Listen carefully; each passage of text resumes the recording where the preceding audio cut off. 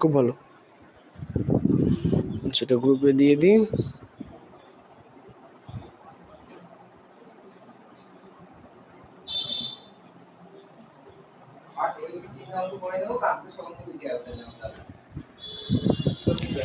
শুধু অংশীদারি কারবারি করবো পরীক্ষায়?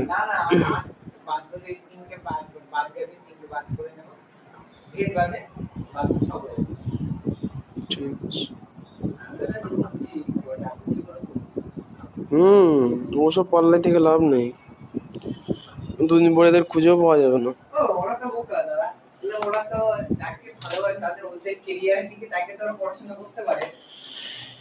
সেটা কি করে বুঝবো বলো?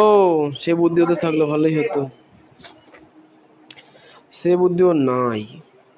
যাই হোক, সবাই যদি সমান হতো ভালো হতো। আচ্ছা, বার করে পেজ নাম্বার 99। আজকে হচ্ছে অভিব্যক্তির সপক্ষে প্রমাণ পড়বো, যে অভিব্যক্তি ঘটেছে এমন প্রমাণ আছে কিছু পৃথিবীতে, সেই প্রমাণগুলো আমরা পড়বো এক এক করে। হ্যাঁ, প্র্যাকটিক্যাল হবে না, বইতে ছবি দেওয়া আছে, ছবি দেখবো। ঠিক আছে, ঠিক আছে। এবার হচ্ছে মার্কার। মার্কার তুমি নিয়ে গিয়েছো, খুব ভালো হয়েছে। আচ্ছা দেখো, অভিব্যক্তির মতবাদের সপক্ষে প্রমাণ মানে অভিব্যক্তি যে ঘটেছে, তা বিজ্ঞানীরা তার প্রমাণ দিয়েছে অনেক। ঠিক আছে, তাহলে এই প্রমাণ সবার প্রথমে যে জিনিস থেকে পাওয়া যায় সেটা বলছে ফসিল। ফসিল চেনো? বলো শুনি। জীবাশ্ম, তাই না? তাহলে ফসিল মানে হচ্ছে জীবাশ্ম। জীবাশ্ম কি জিনিস? বসো বসো, বলো জীবাশ্ম কি জিনিস? জীবাশ্ম কি জিনিস বলো? জীব থেকে জ্বালানি ধরে জীবাশ্ম জ্বালানি, কিন্তু জীবাশ্মটা কি?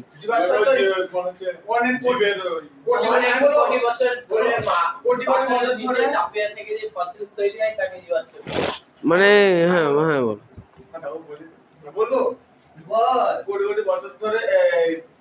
অনেক পাতা পতি বা অনেক ভূপৃষ্ঠের চাপে ও তাপে থেকে যে কাছাকাছি ঠিকই বলেছো। বলতে হবে যে কি,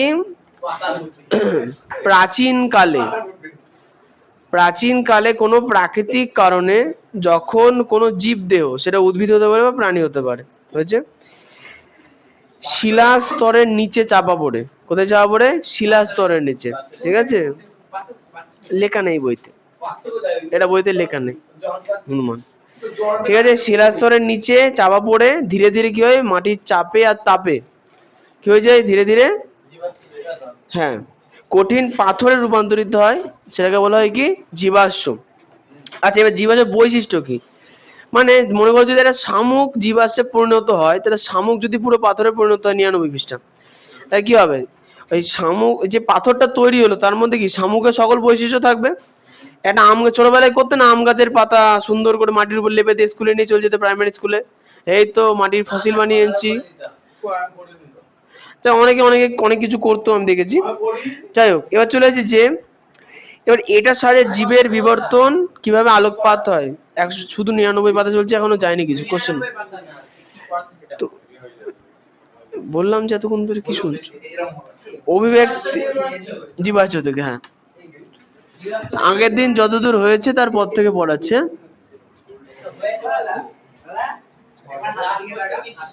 আমার দরকার নেই হাতে তাকানোর, শুনে নাও। এবার ব্যাপারটা হচ্ছে যে জীবাশ্ম থেকে কিভাবে অভিব্যক্তির প্রমাণ পাওয়া যায়। দুজনে যদি গল্প করতে চাও এখনই বাড়ি চলে যাও, এখানে বসে গল্প করবো না। আচ্ছা, তাহলে অভিব্যক্তির প্রমাণে যে এই জীবাশ্ম কিভাবে কাজে লাগবে, তাই না? তাহলে এইটা তুমি পেজ ওল্টাও বুঝতে পারবে। 100 পেজে চলে আসছে, দেখো ঘোড়ার জীবাশ্ম নিয়ে অনেক আলোচনা করা হয়েছে। ব্যাপারটা হচ্ছে দেখো, সবার প্রথম দেখো লিখেছে জীবাশ্মের নাম ইওহিপ্পাস, পেয়েছো? ইওসিন যুগ, ঠিক আছে। এই ইওহিপ্পাসের গায়ে গা দেখো ভালো করে, দেখো ছোট্ট একটা কুকুরের মতো দেখতে অনেকটা, নাম লেখা আছে ইওহিপ্পাস। পড়তে দাও, পুরোটা শুনে নাও তারপরে বলবা। এই যে ইওহিপ্পাস, ঠিক আছে, আজ থেকে কয়েক লক্ষ বছর আগে পৃথিবীতে ছিল। তাদের বৈশিষ্ট্য কি, তাদের যে পা ছিল, এক একটা পায়ে কটা করে আঙুল থাকতো, 5টা করে আঙুল। আজকের দিনে ঘোড়ার পায়ে 5টা আঙুল থাকে? শুধু খুঁড়ি থাকে, ওই হিসাব মতো 2টো আঙুল থাকে বলা যেতে পারে। এবার শোন, তা আগেকার দিনে 5টা থাকতো, কিন্তু বাকি 4টের কাজ ছিল না বলে আস্তে আস্তে কি দেখা যায়, সেটা বিলুপ্ত। কিন্তু প্রশ্ন হচ্ছে যুক্তি কোথা থেকে আসবে বল।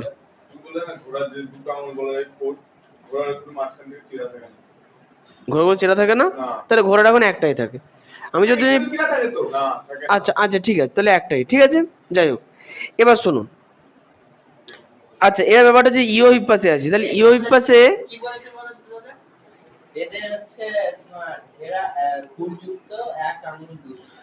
হ্যাঁ, এক আঙুল বিশিষ্ট, ঠিক আছে। তাহলে ইও হিপ্পাসে যে ফসিল পাওয়া গেল, তাই তো, মাটি খুঁড়ে যে পাথরের তৈরি ইও হিপ্পাস পাওয়া গেল, তাতে তার পায়ের একটা নমুনা পাওয়া গেল। সেই নমুনাতে কি দেখা গেল, কটা পা ছিল তার? 5টা পা ছিল। কিন্তু মেসো হিপ্পাস, বল। ঠিক, 5টা আঙুল ছিল। হ্যাঁ, একটা পায়ে 5টা আঙুল ছিল, ঠিক। আচ্ছা, এবার দেখো মেসো হিপ্পাস। মেসো হিপ্পাসে কি হলো, দেখো যে অলিগোসিন যুগের নাম অলিগোসিন। হ্যাঁ, এই মেসো হিপ্পাসে দেখো 5 নাম্বার যে পাটা ছিল, সেই পাটা কি হয়ে গেল, দেখো হাঁটুর কাছে গিয়ে ছোট হয়ে গেল। মানে সেই অংশ, মানে 5 নাম্বার পায়ের যে আঙুলটা, 5 নাম্বার যে আঙুলটা, সেটা কিন্তু আর কাজে লাগছে না। আঙুল 3টে কোথায়? এই তো আমার এখানে বলেছে অলিগোসিন। ও আচ্ছা আচ্ছা আচ্ছা আচ্ছা আচ্ছা আচ্ছা, লম্বা ও মজবুত। ওটা ভালো করে দেওয়া আছে। আচ্ছা, এখানে অগ্রপদ আর পশ্চাৎপদ দিয়ে আলাদা আলাদা করে দেওয়া আছে, ঠিক আছে। হ্যাঁ, সামনের পা পেছনের পা, হ্যাঁ দুটো পা। এই পা কটা হয়, ঘোড়ার পা কটা হয়? ঘোড়ার পা একটা পা হয়, ঘোড়ার 4টে পা হয়, ঠিক আছে। আচ্ছা, এই শুনে এখানে, এই কথা না শুনুন, আমরা এখানে শুধুমাত্র অগ্রপদ নিয়ে আলোচনা করব, হয়েছে। আচ্ছা, অগ্রপদ নিয়ে আলোচনা করছি, তাহলে সবার প্রথম যে জীবাশ্ম পাওয়া যায় ঘোড়া, তার নাম কি ছিল? ইও হিপ্পাস। এসে নাও, খুব ভালো, ইও হিপ্পাস। এরপরে যেটা পাওয়া যায় তার নাম কি? মেসো হিপ্পাস। তারপরে মেরি চিপ্পাস। তারপরে ইকুয়াস, ঠিক আছে। আজকে যে ঘোড়া দেখতে পাও সেটা হচ্ছে ইকুয়াস, তাই না? তুমি বলো, ইও হিপ্পাসের একটা পায়ে কটা আঙুল থাকতো? 4টে। ইও হিপ্পাসে কটা থাকতো? হ্যাঁ, না, আমরা অগ্রপদের কথা আলোচনা করছি। অগ্রপদে 4টে, ইও হিপ্পাসে দেখো 3টে করে থাকতো, শুধু মাঝের আঙুলটা বড় থাকতো। দেখো বইতে 4টে লেখা আছে।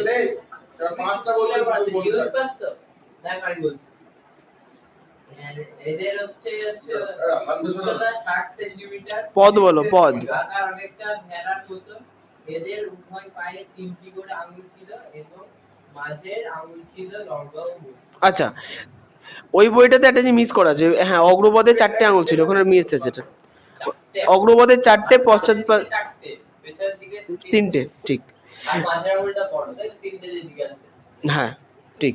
শোনো, তাহলে ইও হিপ্পাসের অগ্রপদে কটা আঙুল ছিল? 4টে। মাঝেরটা বড়, বাকি 3টে কিন্তু ছোট ছিল। কারোর 5টা আঙুল ছিল না, কারোর 5টা আঙুল ছিল না, ঠিক আছে, ধরে নাও কারোর 5টা আঙুল ছিল না। এরপরে মেসো না, ইও হিপ্পাসে আলোচনা করছি। ইও হিপ্পাসের অগ্রপদে 4টে আঙুল ছিল, ঠিক আছে, বইয়ের ভাষা দিয়ে বলি বেটার হবে। এটা হচ্ছে মেসো হিপ্পাস। এগুলো নিয়ে অনেক থিওরি আছে, অনেক অনেক কথা বলেছে। মেসো হিপ্পাসে দেখো অগ্রপদে 3টে আঙুল পাওয়া গেল। মানে প্রথমে যে মাঝখানে যে মোটা আঙুলটা ছিল,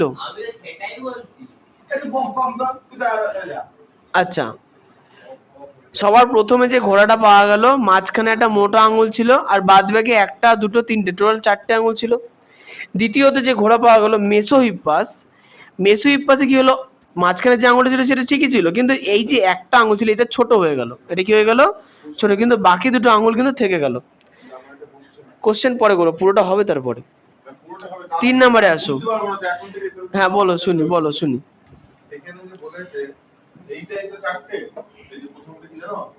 অগ্রপদে 4টে, হ্যাঁ। হ্যাঁ, কোথায়? এক নেই থাকার কারণ আছে। কারণ হচ্ছে যে প্রাণীদের, যে কোনো স্তন্যপায়ী প্রাণীদের আঙুল কটা হয়?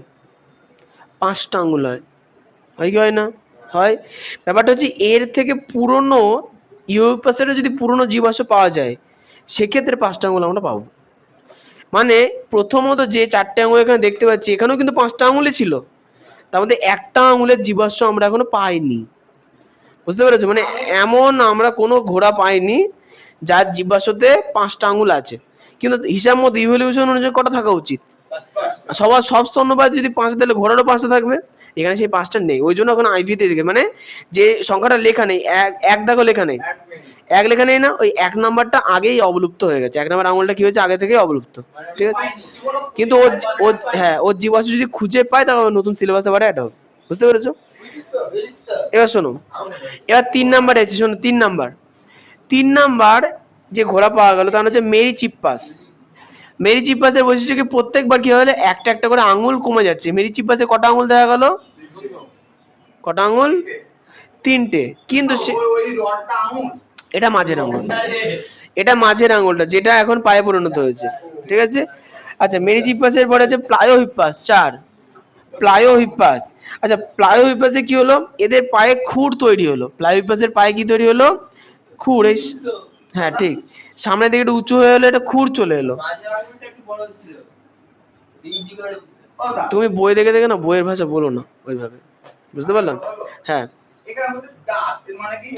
আমরা কিন্তু আলোচনা করছি পা নিয়ে, তাহলে আমরা পা নিয়ে আলোচনা করব, দাঁত নিয়ে একসঙ্গে আলোচনা করবো না নিশ্চয়ই, ঠিক না? এরপর চলে যাচ্ছে ইকুয়াস। ইকুয়াস মানে কি বলতো, আজকের দিনের ঘোড়া, যে ঘোড়াগুলো রাস্তায় দেখা যায়, খুব কম দেখা যায় আমাদের দিকে, সেগুলো হচ্ছে কি ইকুয়াস। ইকুয়াসের বৈশিষ্ট্য হচ্ছে কি প্রত্যেক পায়ে খুর দ্বারা আবৃত থাকে, একটা মাত্র শক্ত আঙুল থাকে দাঁড়াও, আর বাকি আঙুলগুলো কি হয়েছে ক্ষয়প্রাপ্ত হয়ে গেছে। তাহলে আমরা ঘোড়ার কটা পূর্বপুরুষ সম্বন্ধে জানলাম? ঘোড়ার কটা পূর্বপুরুষ সম্বন্ধে জানলাম? 5টা। সবার প্রথমে যেটা ছিল তার নাম ইউহিপাস। কটা আঙুল ছিল? আচ্ছা আমরা সবসময় অগ্রপদ নিয়ে আলোচনা করছি, সামনের পা, পেছনের পা না, অগ্রপদ। অগ্রপদে কটা আঙুল ছিল? 4টে। ইউহিপাসের পরে কোন হিপ্পাস এলো? দেখে নাও বই দেখে দেখে বলো। মেসোহিপ্পাস। মেসোহিপ্পাসে কি হলো, একটা আঙুল ছোট হয়ে গেল, দুটো আঙুল থাকলো। এবার চলে আসে 3 নাম্বারে, মোট 3টে। মেরিচিপ্পাস, এর বৈশিষ্ট্য কি? বলো বলো।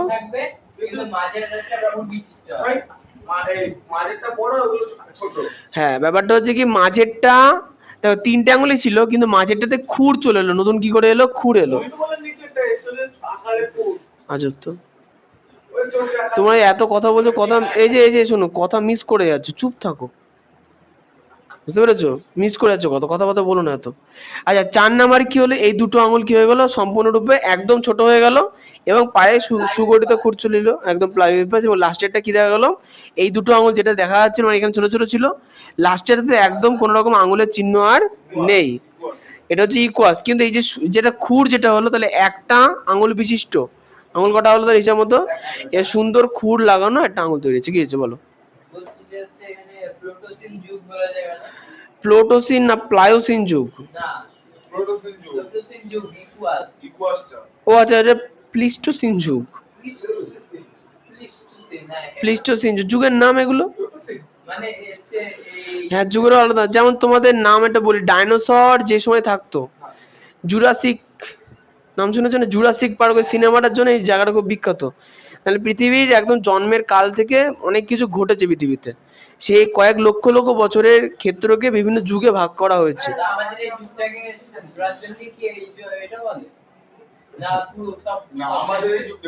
হ্যাঁ হ্যাঁ হ্যাঁ, এই যুগের এখনো ঘোড়ার সাপেক্ষে কোনো নাম দেওয়া হয়নি। বিভিন্ন ক্ষেত্রে বিভিন্ন নাম দেওয়া হয়, ঠিক আছে? বলো। জানি না তো, কিছুই জানি না, অনেক কিছু কি কিছুই জানি না আমরা। এবার দাঁতে চলে আসো, দাঁত। সবার প্রথমে ইওহিপ্পাস কেমন ছিল তো? আচ্ছা দাঁতের আগে দেহে চলে আসো। ইওহিপ্পাস কেমন ছিল? অনেকটা শেয়ালের মতো দেখতে ছিল। এদের উচ্চতা ছিল 30 সেন্টিমিটার। তোমাদের যে 30 সেন্টিমিটারের স্কেল, ওইটুকুনি উঁচু ছিল। এরা একদম ছোট্ট ছিল, বেশি বড় ছিল না। ঠিক। এবার চলে আসি দাঁতে। দাঁত বলছে কি পেশক দাঁত ছিল, মানে মোলার দাঁত ছিল, খাঁজ বিশিষ্ট এবং অসম্পূর্ণ সিমেন্ট বিশিষ্ট। কি মোলার দাঁত? মানে যে দাঁতে আমার মানে ক্যালসিয়াম কার্বনেট, যেটাকে সিমেন্ট বলা হচ্ছে। শক্ত অবশ্যই। আচ্ছা এই দাঁতগুলো কেমন ছিল? মোলার দাঁত, খাঁজবিহীন। খাঁজ নেই, আমাদের দাঁতে খাঁজ আছে। একদম। এই যে যে দাঁত দিয়ে আমরা মাংস ছিঁড়ে খাই, সেই দাঁত দেখবে অনেকটা এরকম হয়। জিভ দিয়ে চেটে চেটে দেখো, বুঝতে পারবা। আছে না? এর সামনে, সামনের না, সাইডের গুলো। ঠিক আছে, বুঝতে পেরেছো? তো ওটাই খাঁজ আছে, ওদের ওটাই খাঁজ ছিল না। হ্যাঁ মানে অনুন্নত ছিল, বুঝতে পেরেছো? পরেরটা, দেহ, মেসোহিপাস দেহ একটুখানি উঁচু হলো। আগে ছিল 30 সেন্টিমিটার, এবার হলো 60 সেন্টিমিটার। আর দাঁত কেমন হলো? পেশক দাঁতে অল্প খাঁজ ছিল, আগেটাই খাঁজ একদমই ছিল না, এবার খাঁজ একটুখানি আছে। মেরিচিপ্পাস, মেরিচিপ্পাসে কি বলেছে? এদের দেহ রাখা টাট্টু ঘোড়ার মতো, মানে গাধা যেমন আজকের দিনে দেখা যায়, ঠিক আছে, এবং উচ্চতা ছিল 100 সেন্টিমিটার। ডিএনএ এর পরিবর্তনই হয়েছে, এখনো হচ্ছে।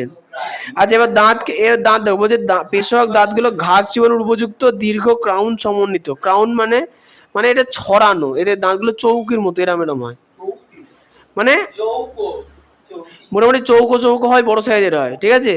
একটার উপরে আরেকটা দাঁত ধপাস করে পড়ে, দাঁত এই ঘাস সব পিষে যায়, বুঝতে পেরেছো? এরম দাঁত হয়। গরুর দাঁত দেখেছো? না, গরুর মুখ খুলে দেখবা, গরু কিছু বলেন না।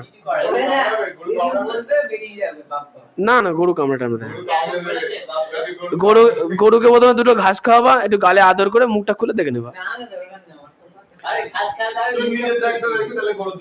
এরপরে প্লিস্টোসিন যুগে চলে আসি।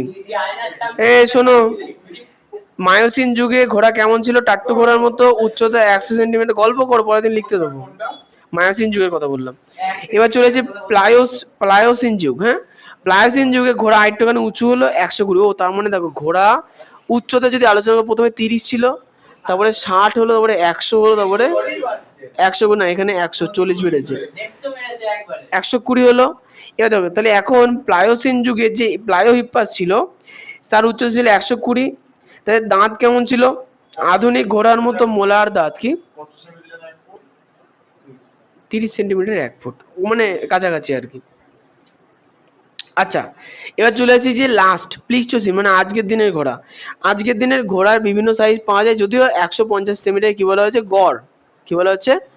150 সেন্টিমিটার উচ্চতাটাকে গড় সাইজ বলা হয়েছে, মানে 1.5 মিটার উচ্চতা।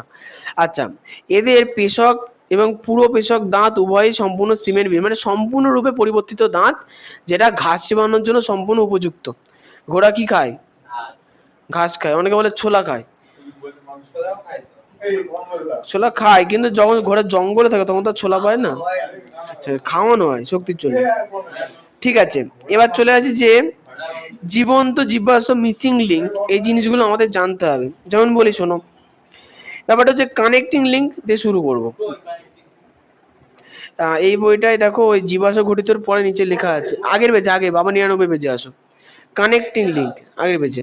বলছে কি, যে সমস্ত উদ্ভিদ ও প্রাণীর জীবাশ্ম দুটি পর্ব বা শ্রেণীর বৈশিষ্ট্য বহন করে যোগসূত্র রক্ষা করে, তাদের কানেক্টিং লিঙ্ক বলা হয়। হয়ে গেছে পড়া। আজকে দেবো হচ্ছে, কি হয়েছে? কানেক্টিং লিঙ্ক তুমি পাওনি এখনো? ওই যে জানার বিষয় পেয়েছো, ওর মধ্যে দেখো লেখা আছে, তাই না? আচ্ছা এখানে দেখো 99 থেকে 104 পাতা পর্যন্ত আছে, তাই না? আচ্ছা তাহলে কানেক্টিং লিঙ্কের উদাহরণ হচ্ছে কি? পেরিপেটাস, একটা ঠিক আছে। এরপর চলে যাচ্ছে মিসিং লিঙ্ক। ব্যাপারটা কি, যে সমস্ত কানেক্টিং লিঙ্ক অধুনা বিলুপ্ত তাদের বলে মিসিং। যেমন হচ্ছে আর্কিওপটেরিস, সরীসৃপ ও পক্ষীর মধ্যে যোগসূত্র রচনা করে। প্রশ্ন নেই আমার কাছে। 3, যেসব জীব সুদূর অতীতে উৎপত্তি লাভ করেও কোন রকম পরিবর্তন ছাড়া পৃথিবীতে বিরাজমান, তাদের বলা হয় জীবন্ত জীবাশ্ম। যেমন হচ্ছে পেরিপেটাস আর প্লাটিপাস। প্লাটিপাস চেনো? কেমন হয় দেখতে বলো? মানে হাঁসের মতো নাক হয়, নাক পাকছে চ্যাপটা হয়। এটা 99 পেজে, ওইটুকু বাকি ছিল, ওটা করিয়ে দিলাম। এবার চলে আসে 100 পেজে একদম নিচের দিকে, তুলনামূলক শরীরস্থান। মানে বিভিন্ন প্রাণীর মধ্যে, হ্যাঁ, তুলনামূলক শরীরস্থান। তোমাদের পড়া শুরু হচ্ছে আগের দিন যতটা পড়েছি তার পর থেকে। বোকাদের মতো কোশ্চেন কেন বলো? তাই কি বলছো? আগের দিন কতদূর পড়েছি বলো তুমি? ওটাই হচ্ছে প্রবলেম, তাই না? আগের দিন হচ্ছে ল্যামার্কবাদ আর ডারউইনবাদের পার্থক্য পর্যন্ত পড়েছি। ফোন করে বললাম, কি শুনলে তাহলে? তুমি তুমি বললাম বইটা খুললাম, তো বই না খুলে কি পড়াশোনা নিলে? পেয়েছো খুঁজে? পার্থক্যর পর থেকে পড়া, তাই না?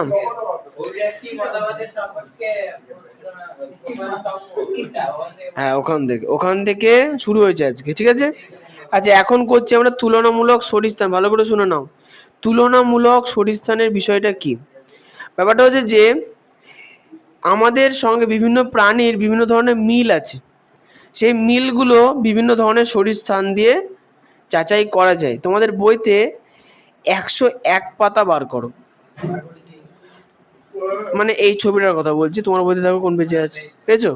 দেখো 101 পাতায় সুন্দর করে বলে। দেখো আমাদের বেসিক একটা জিনিস বলি, আমাদের হাত নিয়ে যদি আমরা আলোচনা করি, আমাদের হাতের উপরে একটা হাড় আছে, হাতের উপরে একটা হাড় আছে। আর হাতের এই অংশে কটা হাড় আছে? দুটো হাড় আছে। এই হাড়টার নাম কি? উপরের হাড় হিউমেরাস। আর এই হাড় দুটোর নাম আলনা ও রেডিয়াস। কি বলা হয়? আলনা, একদম। এখন তোমরা মুরগির মাংস খেয়েছো, হেছো না হেছো না? মুরগির মাংস খেয়েছো, দেখবে যে মুরগির মাংসের ডানাতে এরকম দুটো হাড়ের জয়েন্ট পাওয়া যায়। যদি আচ্ছা, আসি আসি এবার যারা পুরো ডানা খেয়েছে তারা দেখতে উপরে একটা হাড় আছে, তার নিচে দুটো হাড় আছে। অনেক সময় বিরিয়ানির সঙ্গে দেয়, ঠিকই বলেছো। তাহলে এই বইয়ের ছবিতে দেখো সুন্দর করে দিয়ে দিয়েছে। দেখো সবার প্রথমে দেখো দিয়েছে তিমি মাছের ফ্লিপার, বি নাম্বারে পাখি, সি নাম্বারে বাদুড়, ডি নাম্বারে চিতাবাঘ, আর ই নাম্বারে মানুষ। অনেকটা একই রকম। ভালো করে দেখো মিল করতে দেখো। এক নাম্বার একদম উপরের দিকগুলো ভালো করে দেখো। সবার দেখো হিউমেরাস আছে, সবার দেখো হিউমেরাস আছে, আছে না? অত তাড়াতাড়ি পড়ছো, আস্তে আস্তে পড়ো না, এটা রিডিং পড়ছি নাকি? দেখো এক নাম্বার সবার উপরের দিকে যে হাড়গুলো দেখো সবার সেম আছে না? দেখো দুই নাম্বারে, তার মানে কি উপরে হাড় মানে হিউমেরাস, আলোচনা হয়ে গেছে। দুই নাম্বারে দেখো রেডিয়াস ও আলাদা সবার আছে। দেখো তিমি মাছেরও আছে, পাখিরও আছে, বাদুড়েরও আছে, সবার আছে। তার পরের দিকে বিভিন্ন ধরনের যে হাড়গুলো আছে বিভিন্নভাবে পরিবর্তিত হয়েছে তাদের কাজের সাপেক্ষে, তাই তো? তাহলে এই যে অঙ্গগুলো, যেসব অঙ্গের উৎপত্তি এবং গঠন, ভালো করে শুনবা, উৎপত্তি আর গঠন একই প্রকার কিন্তু কাজ আলাদা, তাদের কি বলা হচ্ছে? সমসমস্ত অঙ্গ। তাহলে সমসমস্ত অঙ্গ কাকে বলে আসবে, আর উদাহরণ আসবে। হয়েছে? বিবর্তনের গুরুত্বতে চলে আসি। বলো বলো, শুনি, আর কিছু নেই। আচ্ছা, বিবর্তনের গুরুত্ব দেখো। বিবর্তন দু ধরনের হয়, একটা হচ্ছে অপসারী বিবর্তন, একটা হচ্ছে অভিসারী বিবর্তন। অপসারী মানে অপসারী অভিসারী কোথায় পড়েছিলে? আলোতে পড়েছিলে। আলো, আলো যখন একটা বিন্দু দিক থেকে চারিদিকে অপরের দিকে ছড়িয়ে পড়ে তাকে বলা হয় অপসারী।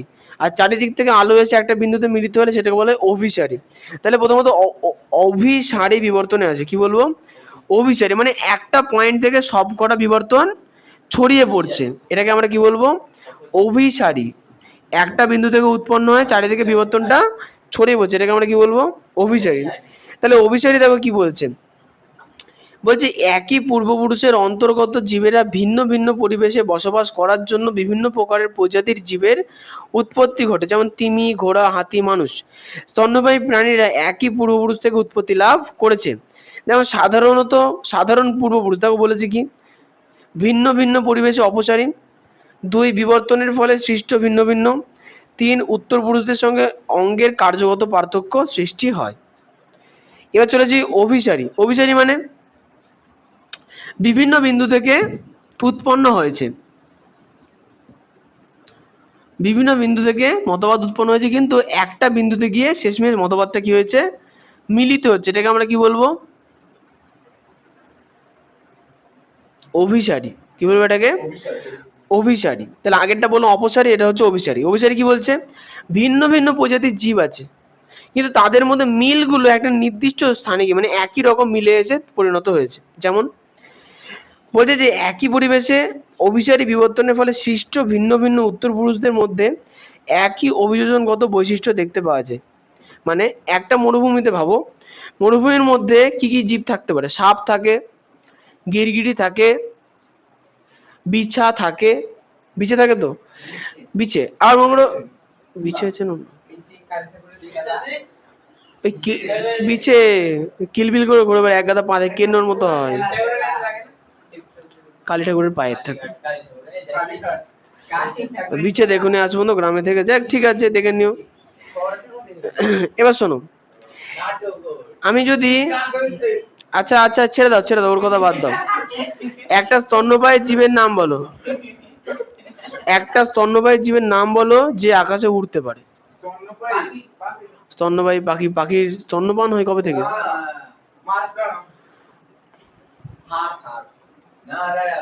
স্তন চেনো? তোমার শরীরে আছে? আছে? মানুষের হয় না? ছোটবেলায় বাচ্চারা কি খায়? এটা কি খায়? ওটাই তো স্তন। দেখেছো হাসছে কি সুন্দর, জেনে শুনে দাঁত বার করো। তা আমি ওটাই বলছি, পাখিদের কি স্তন পান বলে কিছু হয়? তা পাখি তো হচ্ছে না, মানুষ আকাশে ওড়ে না। তুই প্লেনে করে ওড়ার কথা কে বলেছে? এমনি এমনি উঠতে পারে কে? কোন স্তন্যপায়ী জীব উঠতে পারে? রাত্রিবেলা দেখা যায় কালো কালো হয়। বাদুড়। তাহলে ভালো করে শোনো, বাদুড় স্তন্যপায়ী, হ্যাঁ জানো না? বাদুড়ের ডিম হয় না, বাদুড়ের সরাসরি বাচ্চা হয়। আচ্ছা শোনো, বাদুড় আকাশে উড়তে পারে, পাখি আকাশে উড়তে পারে, তাহলে বাদুড় স্তন্যপায়ী জীব, অন্য প্রজাতি। পাখি পক্ষী প্রজাতির জীব, অন্য প্রজাতির জীব। কিন্তু বলতো আমাদের এই স্থানে মনে করেন একই গাছে রাত্রেবেলা বাদুড়ও থাকে, পাখিও বাসা বানিয়ে থাকে। যখন ওরা ওড়ে, তো দুজনেই ওড়ে, তাহলে ওড়ার জন্য দুজনের মধ্যে বৈশিষ্ট্য একই রকম অভিযোজন হয়ে উঠবে না? মনে করো বাদুড় আলাদা প্রজাতির জীব, পাখি আলাদা প্রজাতির জীব, সবাই জানে। তাহলে এরা তো আলাদা প্রজাতিভুক্ত জীব, কিন্তু একটা একই পরিবেশে, ধরো আমাদের সমতল ভূমিতে ওরা একটা গাছে বাস করছে, হয়েছে? তাহলে ওরা ওড়ে তো, তা দুজনে ওড়ার জন্য যে বৈশিষ্ট্যগুলো সেগুলো তো একই রকম হবে। যেমন পাখিদের ক্ষেত্রে দেখা যাবে কি, পাখিদের যে হাড়গুলো হয় খুব ফাঁপা হয়, যাতে হালকা হয় তাদের উঠতে পারে। বাদুড়ের ক্ষেত্রেও তাই হয়, যাতে কি তাড়াতাড়ি ওরা উঠতে পারে। তাহলে মানে কি বৈশিষ্ট্য অভিযোজনগত। হ্যাঁ, তা বাদুড়ের প্রয়োজনে অত দূর ওড়ে না, পাখির প্রয়োজন পাখি ওড়ে। বুঝতে পারলাম? যার যতদূর প্রয়োজন সে যতদূর ওড়ে, তাই না? এবার চলে আসি যে বিবর্তনগত গুরুত্ব, কথা বলো না। বিবর্তনগত গুরুত্ব দেখো, বলছি কি গঠনের সাদৃশ্য প্রমাণ করে যে এইসব প্রাণীরা একই ধরনের পূর্বপুরুষ থেকে উৎপন্ন হয়েছে। বিভিন্ন জীব প্রজাতিতে প্রাপ্ত সমস্ত অঙ্গ অর্থাৎ অভ্যন্তরীণ গঠন সাদৃশ্যযুক্ত অঙ্গগুলোকে এক কথায় কি বলা হচ্ছে? হোমোলগি। কি বলা হচ্ছে? হোমোলগি, লজি না, হোমোলগি। হ্যাঁ হোমোলগি একদম। আচ্ছা, অপসারী অভিব্যক্তির কারণে সমস্ত, এই শোনো, তাহলে সমস্ত অঙ্গ অভিসারী না অপসারী অভিব্যক্তির জন্য তৈরি হয়? উত্তর হবে কি? অপসারী না অভিসারী? অপসারী। অপসারী। আচ্ছা আমি বেশি আমি বলছি, মনে করো এই শোনো শোনো আমি বলছি, মনে করো বাদুড়ও আজ থেকে 50 বছর আগে মাটিতে ঘুরে বেড়াতো, পাখিও আজ থেকে 50 লাখ বছর আগে মাটিতেই ঘুরে বেড়াতো, কেউ আকাশে উঠতো না। কিন্তু এবার মনে করো পাখির ইচ্ছা হলো আকাশে উঠবো, বাদুড়েরও ইচ্ছা হলো আকাশে উঠবো। আমি ওটা বলতে চাইনি, দেখো যেটা বলছি সেটা শুনবো। তাহলে পাখির পাখনা নিশ্চয়ই তৈরি হয়েছে, তাহলে বাদুড়েরও কি তৈরি হয়েছে? পাখনা। তাহলে পাখনাতে লাগানো যে হাড়ের যে গঠন, তা সেটা সেটা হচ্ছে বাদুড়ের পাখনার সঙ্গেও মিলছে। এটা অটোমেটিক তৈরি হয়। যেমন বাবা মা কি বলে, লোকের সঙ্গে ঝগড়া করবি না, বাবা মা বলে না যে মাচায় গিয়ে বসবি না, কিন্তু তোমরা অটোমেটিক বসে পড়ো। তাহলে এইটা অটোমেটিক তৈরি হয়। বুঝতে পেরেছো? যেটা তুমি চাও সেটা হয়, আর যেটা তুমি চাও না সেটা হবে। পরিবেশের প্রয়োজন থাকলে সেটা তো অটোমেটিক তৈরি হবে। যেমন মানুষের লেজের, তা বলতে পারো। মানে আমরা এখন পাখি আর বাদুড়ে আছি, তুমি মাচায় যেও না। ঠিক আছে, তার মানে যেটা প্রয়োজন তার জন্য যে ঘটনাগুলো ঘটে, যে যে অঙ্গ তৈরি হয় তাদের আমরা কি বলি সমস্ত অঙ্গ। বুঝতে পারলাম? আচ্ছা এবার চলে আসি। বলো অপসারী না অভিসারী? অপসারী কাকে বলে? অপসারী মানে বাইরের দিকে না ভেতরের দিকে? হ্যাঁ ভেতরের দিকে, ঠিক। এবার চলে আসি, এবার চলে আসবো হচ্ছে উদ্ভিদের সমস্ত অঙ্গের উদাহরণ। এই উদ্ভিদের সমস্ত অঙ্গের উদাহরণ, যেমন দেখো শল্কপত্র। এই শল্কপত্র মানে পেঁয়াজ, পেঁয়াজ বই দেখে বলতে পারবো না। পেঁয়াজ দেখেছো? পেঁয়াজে দেখবে যে একটা একটা করে লেয়ার থাকে। ইয়েস, তাই ওই এক একটা কিন্তু পেঁয়াজের পাতা গুলো, ওগুলো পেঁয়াজের পাতা। পেঁয়াজের পাতার ওই গুচ্ছটাই পেঁয়াজ। ওটা যে অংশগুলো ছাড়াও সেটাই পাতা। বুঝতে পেরেছো? যেটা পেঁয়াজ কলি খাও সেটাও কিন্তু পেঁয়াজের পাতা। পেঁয়াজ কলি, বিরাট কলি না। এমন কথা বলে আর বলে। পুরো গাছ মানে পুরো জিনিসটা বলে দিলাম তো। ফল নেই, এ গাছে ফল হয় না, বীজ হয়। দেখো যে পেঁয়াজ কলির উপরে ফুল হয়, ফুল থেকে বীজ হয়। তুমি চাষি বাড়ির ছেলে এরকম কোশ্চেন করছো?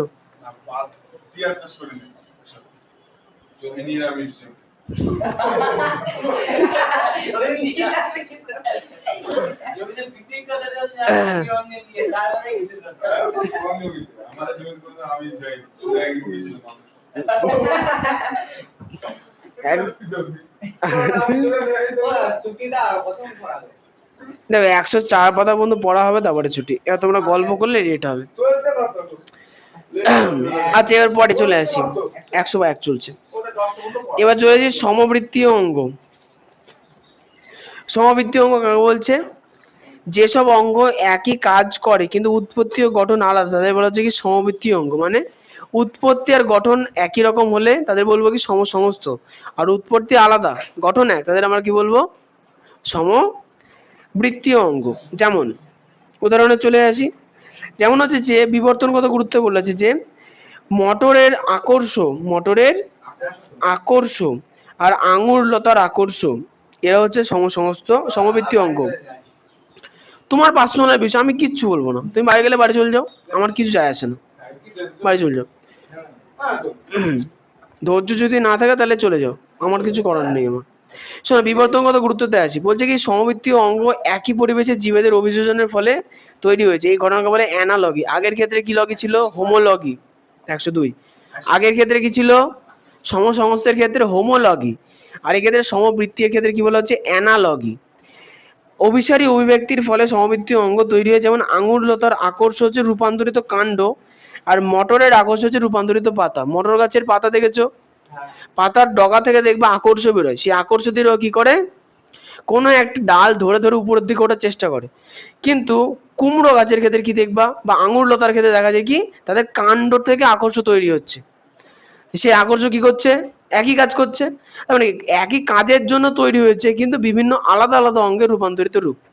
কাজ কি সবার একই, কিন্তু উৎপত্তি কি আলাদা? না, কোনো কোশ্চেন হবে না। এবার চলে আসছে যে নিষ্ক্রিয় অঙ্গ। দেখো আজকের দিনে তোমরা যেভাবে পড়াশোনা করছো, তার মস্তিষ্ককে কাজে লাগাচ্ছ না, তাই মস্তিষ্ক দুদিন পরে নিষ্ক্রিয় হয়ে যাবে, তাই না?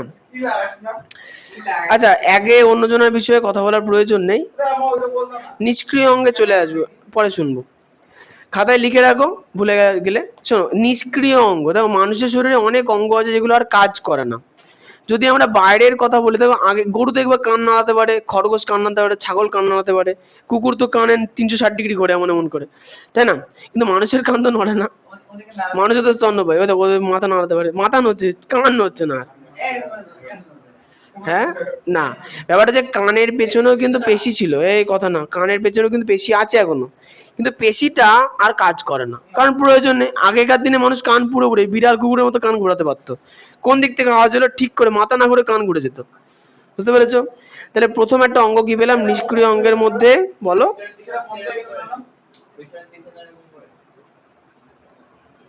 ওটা কি হচ্ছে?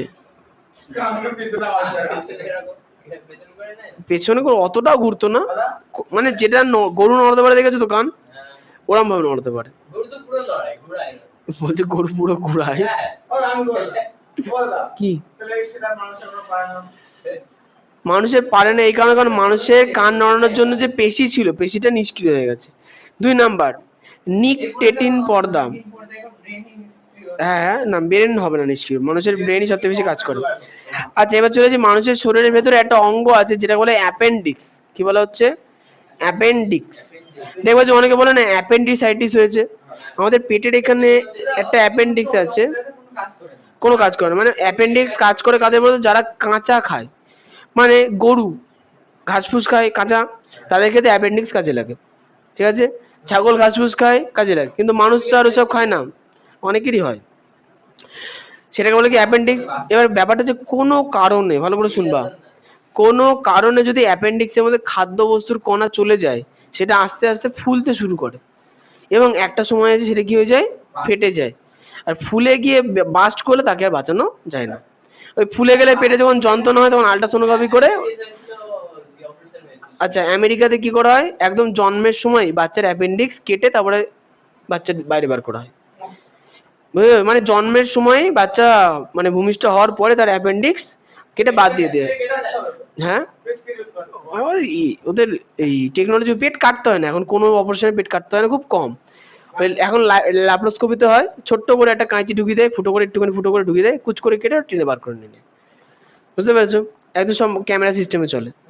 ঠিক আছে, আচ্ছা এরপরে চলে আসি যে নিষ্ক্রিয় অঙ্গ, একটা নাম আছে কি ভেস্টিজিয়াল অঙ্গ। যেমন মানুষের লেজ, আগে মানুষের হনুমানের মতো বড় লেজ ছিল, কিন্তু এখন সেটা আর কাজে লাগানো বলে সেটা নিষ্ক্রিয় হয়ে গেছে, জাস্ট ওই লেজের একটা ছোট্ট একটা হাড় দেখা যায়। আচ্ছা তোমাদের এখানে দেখো মানুষের সঙ্গে আরো অন্যান্য বিভিন্ন প্রাণীর কথা বলেছে, যেমন বলছে কি উট পাখি।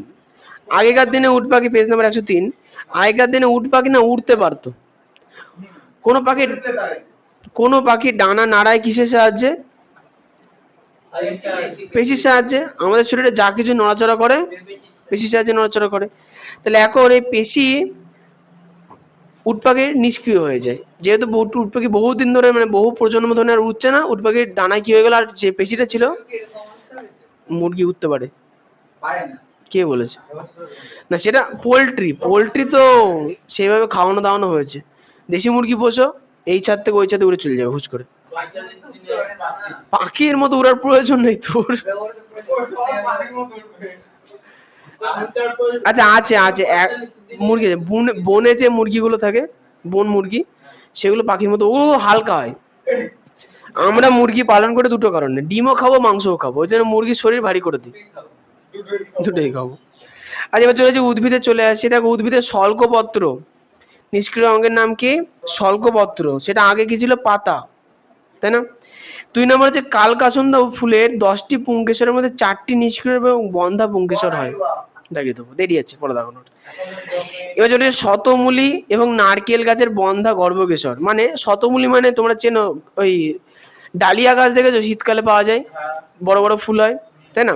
ডালিয়া গাছের মূলে রাঙা আলু দেখেছো, লালচে লালচে, ওরকমই সাদা সাদা আলুর মতো লম্বা লম্বা, ওগুলোকে বলা হয় ভাল্ব, বাল্ব বলা হয়, বাল্ব। বুঝতে পেরেছো? কন্দ, বুঝতে পেরে ওরকম হয়।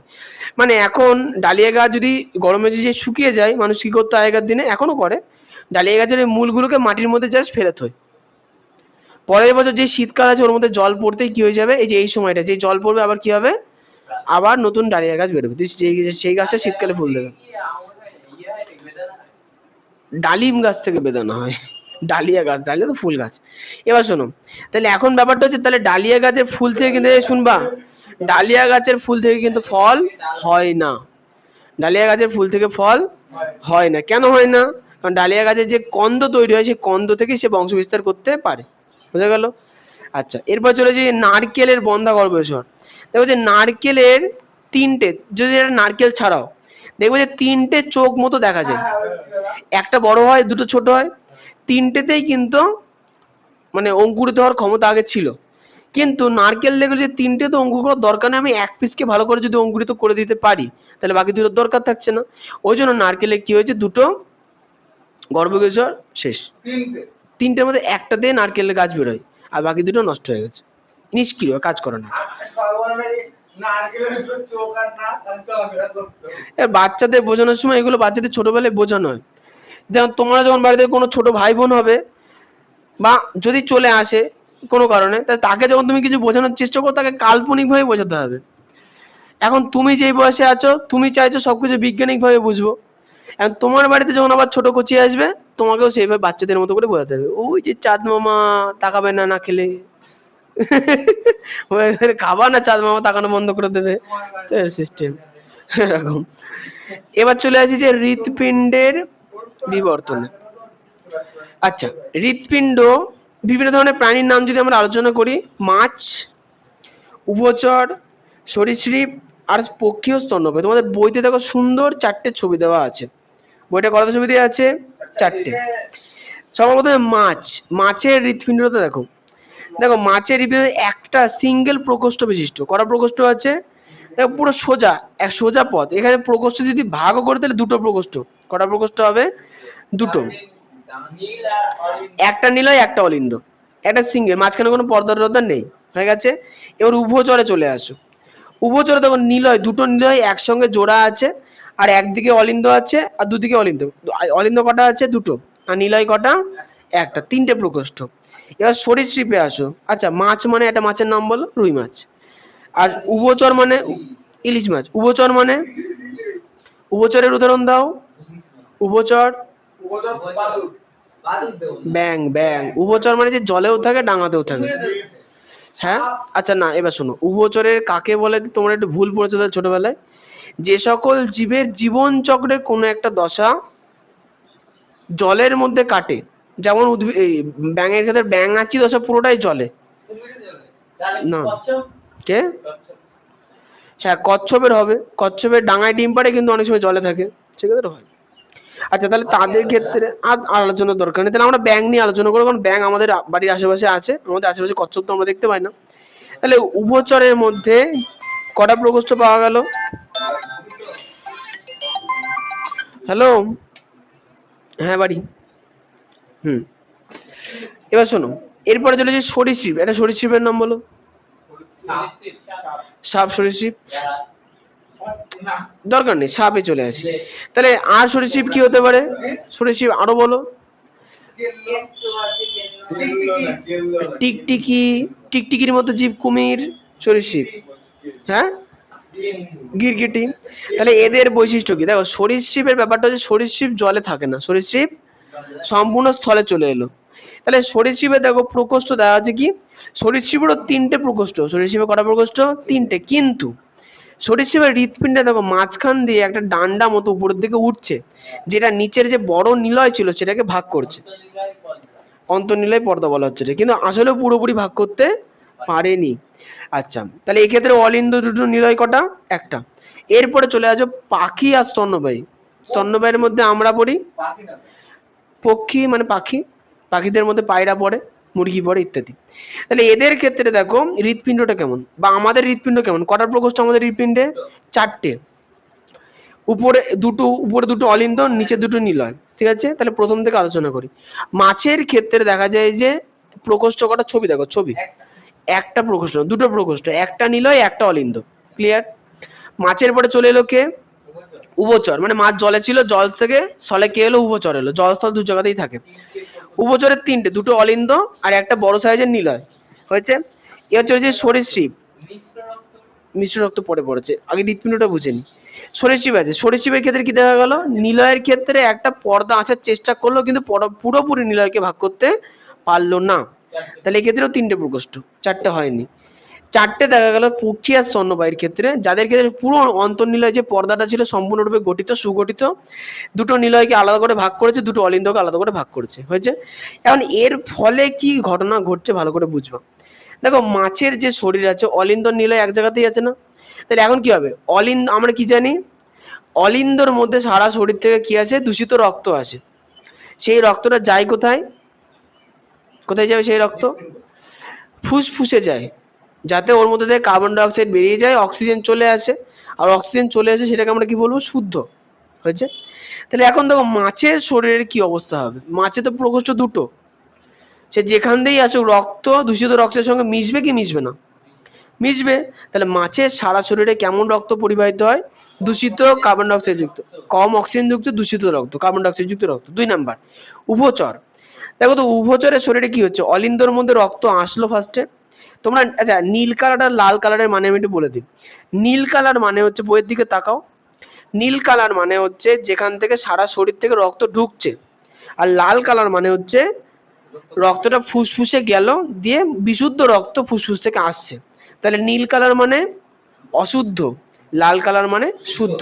তাহলে উভচরের ক্ষেত্রে দেখো, উভচরের ক্ষেত্রে অলিন্দে সারা শরীর থেকে দূষিত রক্ত নীল কালারের ভাব দিয়ে চলে এলো, নীলয়ে চলে গেল।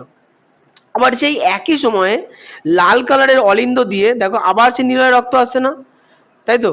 তার মানে দূষিত রক্তের সঙ্গে বিশুদ্ধ রক্ত কি হয়ে গেল, একটুখানি মিশে গেল।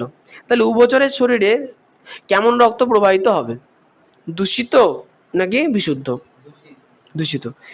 সরীসৃপে চলে আসো, দেখো নীল কালারের অলিন্দ দিয়ে সারা শরীরে দূষিত রক্ত চলে এলো, আর লাল কালারের অলিন্দ দিয়ে সারা শরীর এই ফুসফুস থেকে বিশুদ্ধ রক্ত চলে এলো। কিন্তু এই দুটো রক্ত একটা জায়গায় নীল হয়ে এসে মিশে যাচ্ছে কি যাচ্ছে না? মিশে যাচ্ছে। তাহলে সরীসৃপের শরীরেও কেমন রক্ত পরিবাহিত হচ্ছে? মিশ্র রক্ত, যেটা হচ্ছে অক্সিজেন যুক্ত এবং কার্বন ডাইঅক্সাইড যুক্ত। পক্ষী আর স্তন্যপায়ীর ক্ষেত্রে সব থেকে ভালো ব্যবস্থা আছে, যেটা আমাদের দেখা যাচ্ছে কি ডান অলিন্দ থেকে রক্ত সারা শরীরে নীল কালার দিয়ে এলো, সেটা নীল কালারের পাইপ দিয়ে চলে গেল কোথায়? ফুসফুসে। ফুসফুসে ফুসফুসে মানে অলিন্দ থেকে নীলয়, নীলয় থেকে ফুসফুসে গেল। এবার ফুসফুসে গিয়ে সে পরিশোধিত হয়ে গেল, মানে সম্পূর্ণরূপে অক্সিজেন ভরে গেল ওর মধ্যে। ভরে যাওয়ার পর দেখো বাম অলিন্দ লেখা আছে না, লাল কালার, লাল কালারের বাম অলিন্দতে চলে এলো। দেখো এবার তারপরে এলো বাম নীলয়, নীলয় থেকে সারা শরীরে ছড়িয়ে পড়লো। তাহলে এক্ষেত্রে সারা শরীরে শুদ্ধ রক্ত যাবে না অশুদ্ধ রক্ত যাবে? শুদ্ধ রক্ত। তাহলে তাহলে সব থেকে বেশি শুদ্ধ রক্ত কোন প্রাণীদের শরীরে থাকবে, স্তন্যপায়ী না পক্ষী? পক্ষী স্তন্যপায়ী দুটোরই। এবার চলেছি 104 পাতায়, দেখো লেখা আছে জেনে রাখো জানার বিষয়, কি লেখা আছে? ভেনাস হৃৎপিণ্ড। কি বলছে? ভেনাস হৃৎপিণ্ড। ভেনাস হৃৎপিণ্ডের ব্যাপারটা হচ্ছে যে মাছেদের হৃৎপিণ্ডের মধ্যে দিয়ে কম অক্সিজেনযুক্ত রক্ত চলাচল করে। এই কারণে মাছেদের হৃৎপিণ্ডকে ভেনাস হৃৎপিণ্ড বলে। রক্ত হৃৎপিণ্ড থেকে ফুলকা থেকে দেহের বিভিন্ন অঙ্গ এবং সেখান থেকে পুনরায় হৃৎপিণ্ডে ফিরে আসে। এইভাবে শুধুমাত্র সিস্টেমিক সংবহন মাছেদের দেহে উপস্থিত থাকা একচক্রী হৃৎপিণ্ড বলা হয়। তাহলে একচক্রী হৃৎপিণ্ড কাদের দেহে পাওয়া যাবে? মাছেদের দেহে। 2 নম্বর দ্বিচক্রী হৃৎপিণ্ড। পক্ষী ও স্তন্যপায়ী প্রাণীদের ক্ষেত্রে হৃৎপিণ্ডের ডান অলিন্দ এবং বাম অলিন্দ এবং ডান নিলয় এবং বাম নিলয় পরিষ্কার করে ভাগ করা থাকে। দূষিত রক্ত একটা অলিন্দ একটা নিলয়ে চলে আসে, সেখান থেকে ফুসফুসে যায়, এবং বিশুদ্ধ রক্ত একটা অলিন্দ একটা নিলয়ে এসে সারা শরীরে বিশুদ্ধ রক্ত যায়। যার জন্য আমাদের শরীরে কোন কোন নালিকা ভাগ করা আছে? শিরা আর ধমনী। শিরা দূষিত রক্ত বহন করে, ধমনী বিশুদ্ধ রক্ত বহন করে। ঠিক আচ্ছা, তাহলে এইটুকুনি ছিল কিসের পার্থক্য বললাম এতক্ষণ ধরে? আমরা বললাম যে কিভাবে হৃৎপিণ্ডের বিবর্তন ঘটেছে, বুঝতে পারলাম। এরপরে চলে আসি হচ্ছে তুলনামূলক ভ্রূণ তত্ত্ব। এখানে আমরা যখন জন্মগ্রহণ করি মায়ের শরীরের ভেতরে, সবাই জানে, শর্টকাটে বোঝানোর কিছু নেই, বলো। স্যালামেন্ডার মানে হচ্ছে টিকটিকি এক ধরনের। ওরা হয়নি এখনো, হয়নি এখনো। হ্যাঁ, স্যালামেন্ডার জলে থাকে না। গিরগিটি দেখো, গিরগিটি সে বলে না রক্ত চুষা, ওটা হচ্ছে গিরগিটি, আদৌ রক্ত চুষে না, না? তাহলে ওইটা, হ্যাঁ ওরা ওই ধরনের স্যালামেন্ডার হয়। ঠিক আছে। আচ্ছা, স্যালামেন্ডার নিয়ে প্রচুর রিসার্চ হয়েছে, স্যালামেন্ডারের বিশেষ ভালো ভালো বৈশিষ্ট্য দেখা যায়, পরবর্তীতে তোমরা পড়বা। আচ্ছা, তুলনামূলক ভ্রূণ তত্ত্ব। তুলনামূলক ভ্রূণ তত্ত্ব। নিষিদ্ধ ডিম্বাণু থেকে পরিস্ফুরণের মাধ্যমে দেখো প্রাণী অথবা উদ্ভিদ গঠিত হওয়ার তত্ত্বকে ভ্রূণ তত্ত্ব বলে। পরে আসবো তোমার কথায়। আচ্ছা, কোনো একটা প্রাণীর নতুন বাচ্চা কি করে তৈরি হয় আমরা সকলে জানি কি জানি না? জানো। মুরগির ক্ষেত্রে ডিমে কি দিতে হয়? তা দিতে হয়, তাই তো? মুরগি ডিম পাড়ার পর সেই ডিমের উপরে বসে থাকে, নির্দিষ্ট টেম্পারেচারের ফলে মুরগির ডিমের ভেতরে আস্তে আস্তে নতুন বাচ্চা মুরগির সৃষ্টি হয়, তাই তো? আর মানুষের ক্ষেত্রে কি হয় বা উন্নত জীবের ক্ষেত্রে কি হয়? প্রথমে যৌন মিলন ঘটে, তারপরে মায়ের গর্ভে, মানে মানুষের ক্ষেত্রে 9 থেকে 10 মাস বাচ্চা থাকে, তারপরে সেটা হাতিদের 12 বছর থাকে না, 12 বছর পর পর বাচ্চা হয়। না বেশি, 1-1.5 বছর তো থাকবে কম করে। সব কি আর যাই হোক, আমার এই শোনো, এটা পুরোপুরি আমার জানা নেই, জেনে বলতে হবে। শোনো শোনো, বিজ্ঞানী হেকেল এই জিনিসটা নিয়ে রিসার্চ করেছিলেন এবং তার কথা বলেছে কি বায়োজেনেটিক সূত্র। এটা কি বলেছে? বায়োজেনেটিক সূত্র। তোমরা দেখবা যে ছবি, তোমরা কি দেখবা? ছবি। এখানে কটা প্রাণীর ছবি আছে কে বলতে পারবে? 6টা প্রাণীর ছবি আছে। সবার প্রথমে মাছ আছে, তারপরে স্যালামান্ডার, তারপরে কচ্ছপ, মুরগি, খরগোশ, মানুষ। ঠিক আছে, দেখো সবার প্রথমে দুটো কোষ মিলিত হওয়ার পরে একটা ছোট্ট বস্তু তৈরি হয়, সেটা আস্তে আস্তে কোষ বিভাজনের মাধ্যমে একটা জীব তৈরি হয়। ঠিক আছে, সবার প্রথমে দেখো 1 নাম্বার ছবিগুলো ভালো করে খেয়াল করো। দেখো 1 নাম্বার ছবিগুলো দেখো একই রকম আছে না? তোমরা বলে একই রকম কোন দিক থেকে? দেখো একটা চোখের মতো গঠন তৈরি হয়েছে, একটা হৃৎপিণ্ডের মতো গঠন তৈরি হয়েছে, এবং দেখো তাদের পিঠের মাঝখানে একটা সরু সুতোর মতো একটা দাগ আছে। 1 নাম্বার ছবির কথা বলছি, ওটা হচ্ছে মেরুদণ্ড। ঠিক আছে, আচ্ছা এবার চলেছে 2 নাম্বার ছবিতে। দেখো মাছের ক্ষেত্রে ল্যাজ তৈরি হচ্ছে, স্যালামেন্ডারের ক্ষেত্রেও ল্যাজ তৈরি হচ্ছে, কচ্ছপের ক্ষেত্রে ছোট্ট ল্যাজ তৈরি হচ্ছে, মুরগির ক্ষেত্রে আরো ছোট ল্যাজ তৈরি হচ্ছে, খরগোশের ক্ষেত্রে ল্যাজ নেই বললেই চলে, আর মানুষের ক্ষেত্রে ল্যাজ নেই। মানে মানুষের ক্ষেত্রে একটুখানি আছে, দেখো সামান্য 2-1টা হাড় মতো দেখানো আছে, হয় না। ক্লিয়ার, শেষ। এগুলো কিন্তু একদিনে কিচ্ছু হচ্ছে না, বিবর্তন চলছে কোটি কোটি বছর ধরে চলছে। এবার চলে আসছি 3 নাম্বার ছবিতে। দেখো 3 নাম্বার ছবিতে দেখো মাছের ক্ষেত্রে পুরোপুরি পরিষ্কার ল্যাজ বোঝা যাচ্ছে, স্যালামেন্ডারে তার থেকে ছোট্ট একটু ল্যাজ বোঝা যাচ্ছে, কচ্ছপের ক্ষেত্রে দেখো লম্বা এবং সরু একটা ল্যাজ পাওয়া যাচ্ছে। আমি বলেছি একটু আগে, তুমি গল্প করছিলে বলে শোনোনি। গল্প কমাও, শোনার চেষ্টা করো, বুঝতে পারবা। আমি বলবো না, অসম্ভব। হ্যাঁ গুগল বাবাজি আছে তো, কেন? মুরগির ক্ষেত্রে দেখো, মুরগির ক্ষেত্রে কি দেখো ভুঁড়িটা মোটা হয়ে গেছে না? কচ্ছপের ক্ষেত্রে দেখো পিঠের উপরে একটা খোলকের মতো সৃষ্টি হয়েছে, আর খরগোশের ক্ষেত্রে অনেকটা বাচ্চা কুকুরের মতো লাগছে, আর মানুষের ক্ষেত্রে ছোট্ট একটা বাচ্চার মতো লাগছে, তাই না?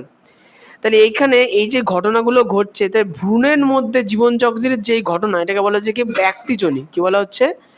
ব্যক্তিজনী। আবার দেখো একদম নিচের দিকে 3 নাম্বার ছবিতে যে ছবি মানে পরিষ্কার ছবিগুলো দেখা যায়, তাতে বোঝা যাচ্ছে যে কোনটা কোন জীব হতে পারে। তুমি দেখো 1 নাম্বার ছবি থেকে তুমি দেখে বলতেই পারবা না যে কোন ছবিটা থেকে কোন জীব হতে পারে।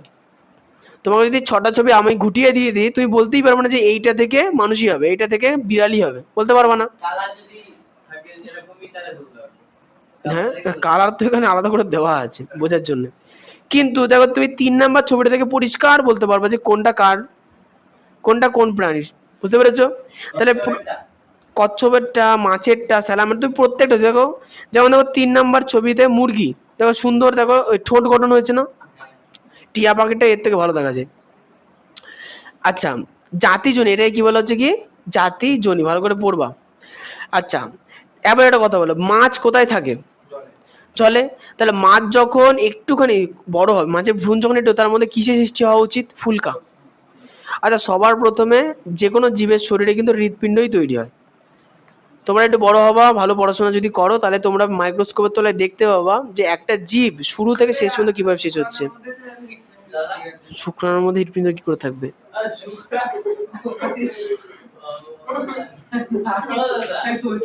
কি কোশ্চেন! শুক্রাণু এক কোষী, শুক্রাণুর মধ্যে হৃৎপিণ্ড থাকবে।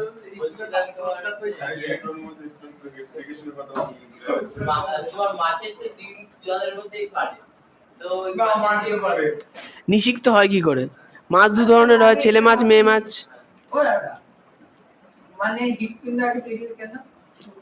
বলবো বলবো, তোমারটাকে বলে দিই। শোনো, মাছের ক্ষেত্রে এবং ব্যাঙের ক্ষেত্রে এমই হয়। মাছের ক্ষেত্রে মেয়ে মাছ, স্ত্রী মাছ, পুরুষ মাছ হয়।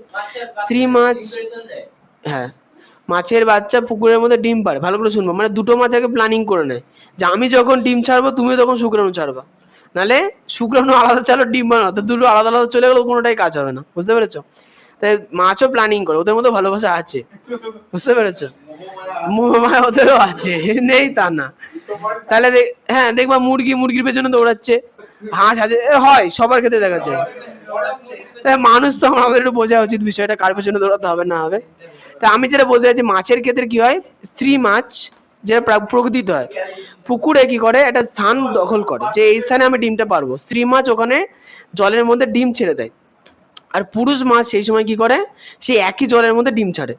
বলে মাছের ডিম, ডিম বলতে ও শুক্রাণু ছাড়ে আর কি, ঠিক আছে। তাহলে সেক্ষেত্রে কি হয়, ডিম্বাণু আর শুক্রাণুগুলো একটু জেলি জেলি পদার্থ টাইপের হয়, জেলি, যাতে কি হয় জলের মধ্যে হট করে ছড়িয়ে না পড়ে। শুক্রাণুগুলো ওই জেলির মধ্যে যেই আটকে যায়, শুক্রাণুর বৈশিষ্ট্য কি, লেজ নাড়াতে পারে, লেজ নাড়িয়ে নাড়িয়ে কি হয় ডিম্বাণুর মধ্যে ঢুকে পড়ে, ঢুকে পড়লে কি হবে, তাদের নিষেক ঘটে, নিষেক ঘটার পরে সেখান থেকে নতুন কোষ বিভাজনের মাধ্যমে নতুন মাছ আবার তৈরি হয়, ঠিক আছে।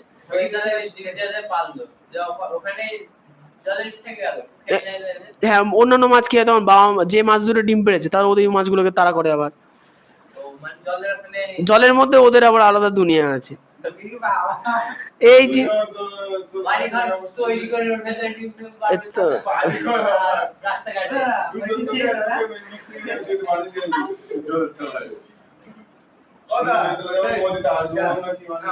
একশো চার পাতা শেষ পর্যন্ত